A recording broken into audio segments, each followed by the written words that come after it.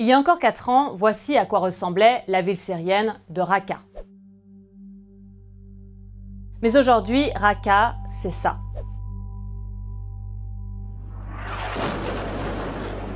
Bombardements réguliers, tireurs embusqués, 160 000 civils pris au piège.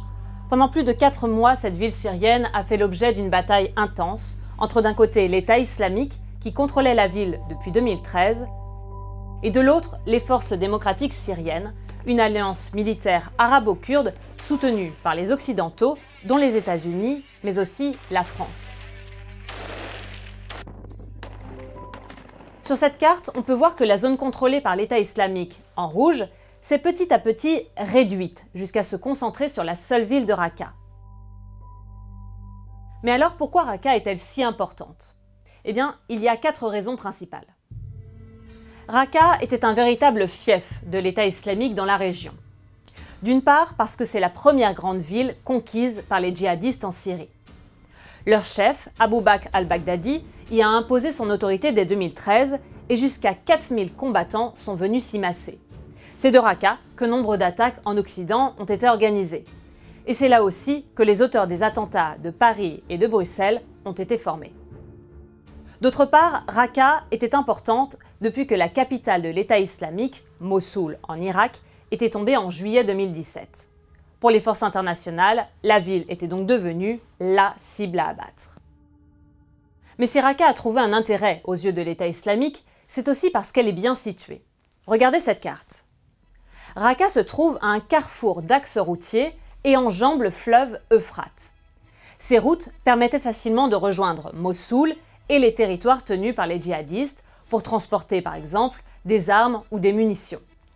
La zone est aussi riche en hydrocarbures et est considérée comme le grenier de la Syrie car elle est irriguée par le lac Assad. Un terrain idéal donc pour s'installer et être autosuffisant.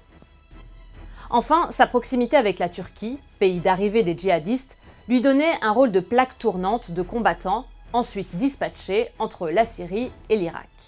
Pour l'État islamique, perdre Raqqa, c'était donc perdre un bastion stratégique à l'échelle régionale.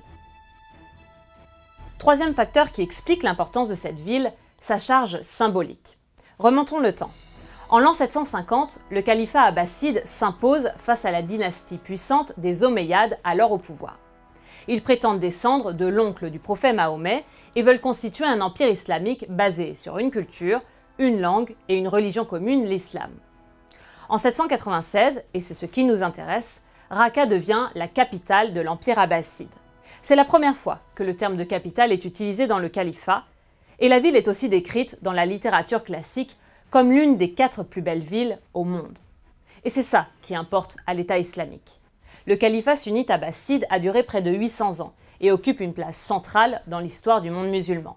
Conquérir Raqqa, c'est donc s'inscrire dans ce qui fait figure d'âge d'or pour les djihadistes. Enfin, dernière raison qui explique l'importance de Raqqa, ce mausolée chiite financé par l'Iran. Pendant des années, les Iraniens sont venus s'y recueillir. À leur arrivée, les djihadistes l'ont dynamité.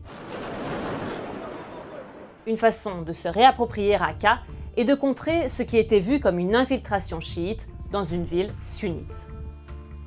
Pour toutes ces raisons, la chute de Raqqa est donc un symbole, car elle marque la fin du règne de l'État islamique en Syrie.